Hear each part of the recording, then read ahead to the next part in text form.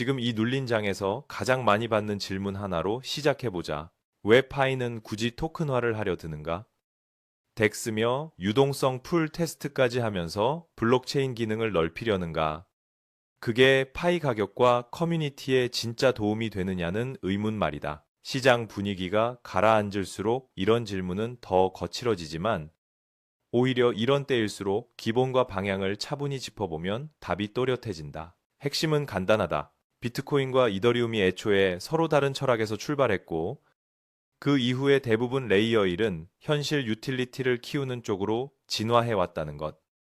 그리고 파이는 그 흐름 속에서 토큰화를 통해 생태계를 확장해야 한다는 것이다. 여기에 인터링크 네트워크를 같이 비춰보면 차이가 선명해진다. 파이는 스텔라 프로토콜 기반의 빠르고 효율적인 구조를 택한 만큼 탈중앙의 이상보다는 실사용의 확장에 초점을 맞추는 편이 합리적이고 인터링크는 애초에 신원 검증과 실사용 결제 루프를 전제로 설계된 덕분에 같은 과제를 한 발 가볍게 풀어낸다. 비트코인부터 보자. 비트코인은 누구도 손댈 수 없는 거대한 프로토콜처럼 느리지만 견고하게 움직인다. 탈중앙의 상징이라 할 수 있는 설계와 보수적 업그레이드, 희소성에 집중된 내러티브 덕분에 디지털금으로 자리를 굳혔다. 반면 이더리움은 처음부터 새로운 자산과 계약을 얻는 플랫폼을 목표로 했고 어느 정도의 중앙화 유연성을 받아들이면서도 스마트 컨트랙트로 유틸리티를 폭발시켰다. 이 둘은 누가 더 낫다의 문제가 아니라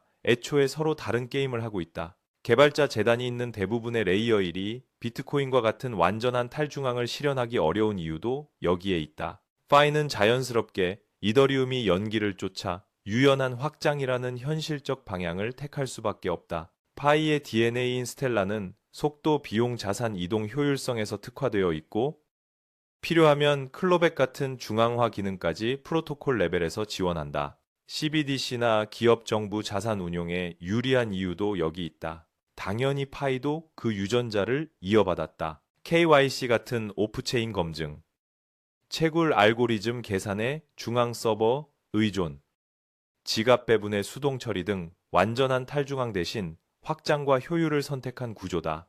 그래서 파이가 살 길은 분명하다. 토큰화를 통해 애플리케이션과 자산을 얹고 스테이블 코인과 RWA 실물자산 토큰화를 품어 트랜잭션을 늘리는 것이다. 그게 곧 유틸리티이며 생태계의 맥박이다.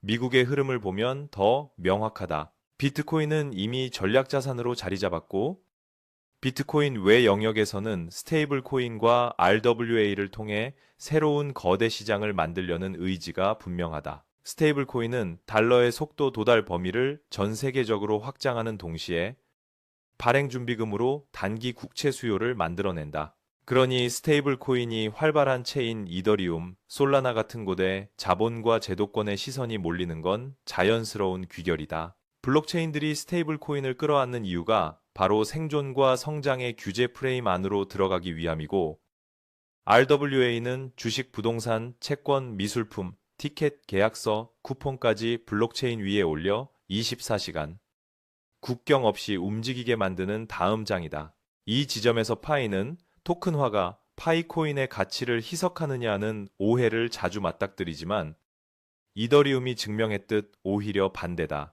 앱스토어에 앱이 많을수록 아이폰의 가치가 커지듯 이더리움 위에 토큰이 많고 스테이블 코인 거래량이 커질수록 이더의 필요성과 네트워크의 중요성은 더 커진다. IP 1559 이후 수수료 일부가 소각되면서 유통량까지 조절되는 선순환도 생겼다. 파이도 마찬가지다. 파이체인에서 더 많은 토큰, NFT, 쿠폰, 포인트가 움직일수록 그때마다 드는 수수료 현재 0, 1PI가 꾸준히 쌓이고 네트워크의 기축인 파이의 활용도와 필요성이 함께 커진다. 대형 앱만의 이야기도 아니다. 커뮤니티가 만든 소셜 앱 안의 포인트성 토큰도 체인 위로 올라오면 위조 불가능 투명, 상호 운용의 속성을 얻는다. 지역 상점이 발행하는 100장의 쿠폰을 NFT 토큰으로 찍어 배포하면 복제 위험을 없애고 온라인으로 간편하게 나누고 처음부터 파이로 가치를 부여해 2차 거래까지 가능해진다. 이게 바로 토큰화가 열어주는 실사용의 문이다. 그리고 덱스 유동성 풀은 그 자산들이 서로 가치를 교환할 길을 만든다. 중앙화 거래소 상장 없이도 내부에서 가격 발견이 일어나고 프로젝트는 외부 인프라 의존도를 낮춘 채 초기 유틸리티를 키울 수 있다. 이런 관점에서 보면 파이가 지갑 안에서 덱스와 유동성 풀을 테스트하고 토큰화를 준비하는 건 숫자 장난이 아니라 당연한 다음 단계다. 이제 인터링크 네트워크를 겹쳐보자. 인터링크는 애초에 사람이라는 신원 레이어를 전제로 설계되었다. 얼굴 라이브니스 기반의 Proof of Personhood, ZKP 영지식 증명을 활용한 프라이버시 보존 검증, 중복 생체 정보 제거, 온디바이스 학습 같은 요소들이 기본 철학을 이룬다.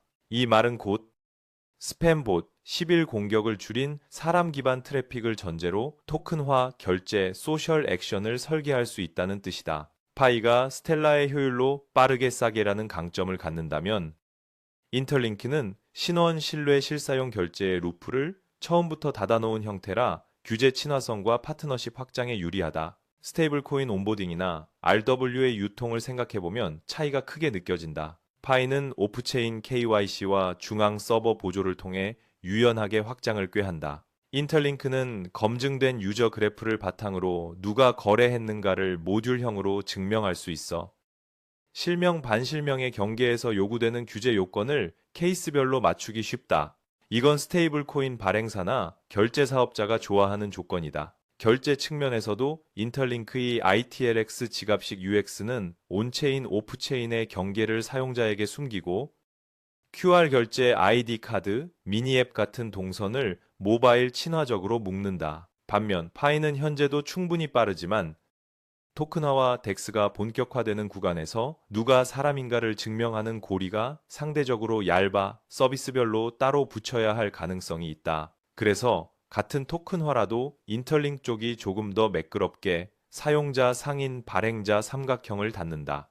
예를 들어 커뮤니티 보상 토큰을 배포한다고 하자. 파이는 테스트넷에서 형태를 다듬어 메인넷 상장을 시도하고 덱스 유동성으로 가격 발견을 돕는 흐름이 합리적이다. 인터링크는 여기에 실명 아님, 인증된 사람이라는 진입 조건과 행동 점수 HCS 같은 크레딧 로직을 얹어 에어드롭 리워드의 사기봇 유입을 구조적으로 줄인다. 광고 상점, 쿠폰, 콘텐츠 팁 같은 소액 결제마저도 사람 단위로 누적 신뢰를 쌓으며 순환시키기 쉽다. 그 결과 같은 일, 같은 일, 같은 일, 0건의 전송이라도 인터링크의 일, 0건은 검증된 일, 0명에서 일어난 거래로 가치 밀도가 높게 해석된다. RWA에서도 차이는 분명하다. 파이가 스텔라 계열의 효율을 살려 채권 포인트 바우처 같은 토큰을 빨리 싸게 유통시키기에 좋다면 인터링크는 발행 보유 이동의 전 과정에서 사람의 귀속된 소유와 행위 이력을 익명에 가까운 증명으로 포장해 제공할 수 있다. 발행사는 KYC를 직접 노출하지 않고도 준법 감사를 받는 증빙 패키지를 만들 수 있고 사용자는 지갑 안미니 앱에서 복잡한 절차 없이 민감 정보를 내놓지 않고 자격을 증명한다. 이 구조는 파트너 체인 핀테크와의 연결해서 매번 새로 인증 스택을 붙여야 하는 비용을 낮춰주고 결과적으로 RWA의 상용화를 앞당긴다. 수수료 토큰 이코노미 관점에서 보더라도 맥락은 비슷하다.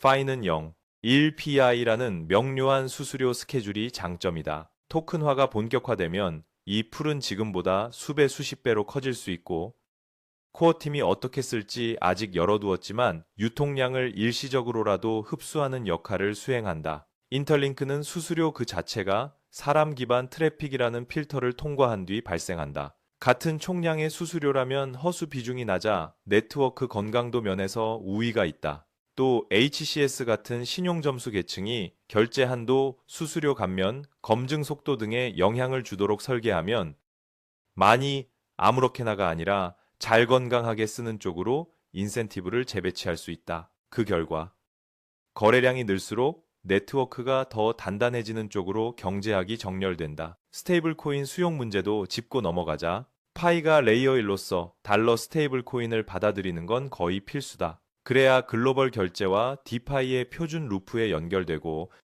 외부 유동성이 자연스레 유입된다. 인터링크도 마찬가지로 스테이블 코인을 받아들이되 신원 준법 모듈로 리스크를 줄인 채 상점 사용자 결제에 최적화된 UX를 제공한다. 파이는 빠른 합의와 저렴한 수수료로 체인 레벨의 비용을 낮추고, 인터링키는 체인 밖에서 발생하는 사기 차지백 봇 리스크를 신원 계층에서 누르는 식으로 비용을 낮춘다. 둘 다 옳은 길이지만 실사용 파트너십 확장의 속도에서는 인터링크가 한 끗 더 유리하다.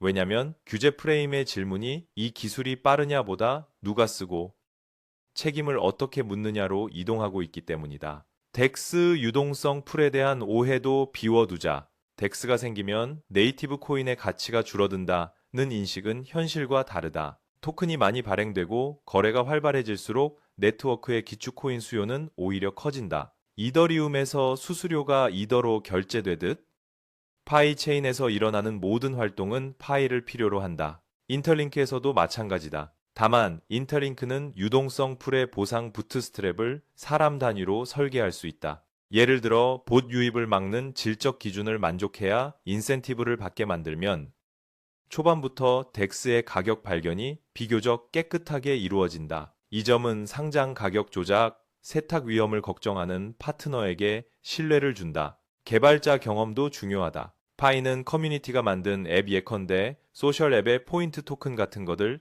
체인 위로 올려 투명성, 상호 운용성을 얻는 경로가 열리고 있다. 인터링키는 같은 앱을 사람 기반 액션과 묶어 바로 보상 등급 한도 후속 혜택으로 연결시킬 수 있다. 개발자 입장에서는 토큰 설계가 게임처럼 쉬워지고, 유저 입장에서는 나의 활동이 바로 신용이 되고 혜택으로 돌아오는 감각이 더 강하다. 그 결과 같은 기능이라도 리텐션 바이럴 ARPU에서 인터링크가 미세하게 상회하기 쉽다. 결제 얘기로 돌아가자.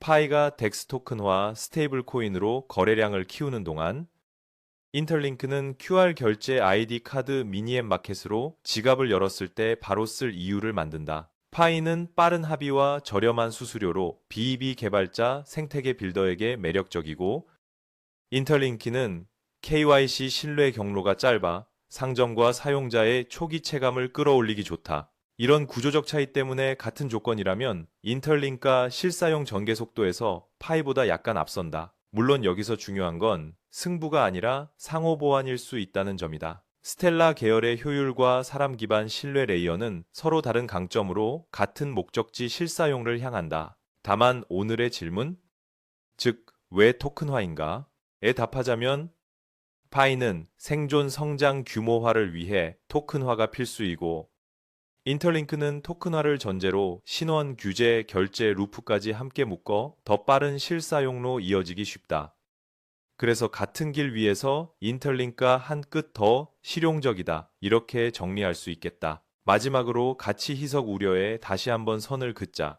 앱스토어에 앱이 많아질수록 아이폰 생태계가 커지듯 파이 위에 토큰, NFT, 스테이블 코인이 많아질수록 파이의 존재감은 커진다. 수수료 풀은 쌓이고 개발자와 유저의 동선은 촘촘해지고 협력 파트너의 판단은 빨라진다. 인터링크 역시 토큰 결제 미니앱이 늘어날수록 신원 그래프가 촘촘해지고 리스크 가격이 낮아져 같은 거래량에서 더 건강한 경제가 만들어진다. 시장이 나쁠수록 본질이 시험받는다. 지금이 바로 그 본질, 왜 토큰화고, 왜 스테이블 코인이고, 왜 RWA인가를 이해하고 각 네트워크가 가진 강점으로 길을 잇는 시간이겠다. 파이는 효율과 확장으로, 인터링키는 사람과 신뢰로 각각의 해답을 내고 있다. 방향이 맞으면 속도는 따라온다. 그리고 그 속도에서 오늘의 비교 주제대로라면 인터링크가 실사용과 파트너십 확장에서 아주 조금 앞서 나가는 그림을 그려볼 수 있다.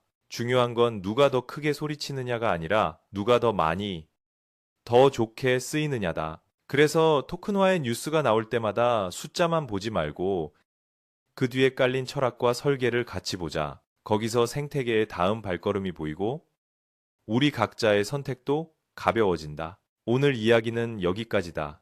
다음에는 이 흐름 속에서 실제로 어떤 미니앱 결제 토큰 설계가 유의미한 성장을 만들고 있는지, 그리고 그 과정에서 파이와 인터링크가 각각 무엇을 증명하고 있는지 구체적 사례로 더 깊이 들어가 보겠다.